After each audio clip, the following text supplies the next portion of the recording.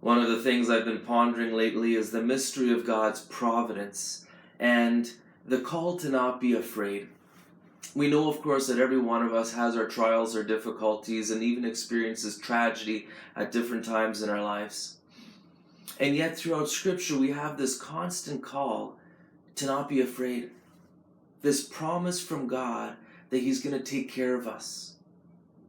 For example, King David, who suffered a lot, by the way, who had a fair share of tragedy in his own life, he says in Psalm 3, verse 3, he says, "Lord, you are a shield around me." He goes on to say in verse 6, he says, "I am not afraid of 10,000 people who have set themselves against me." One of the things I long for in my own life is that holy fearlessness. The fearlessness that can say, "Yes, Lord, I know that there's going to be trials and purifications in my life. I know that you're going to call me to share in your own sufferings, but I'm not afraid. I trust you.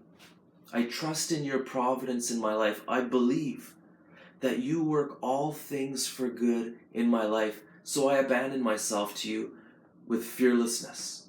I refuse to be ruled by fear. I will trust in you, Lord.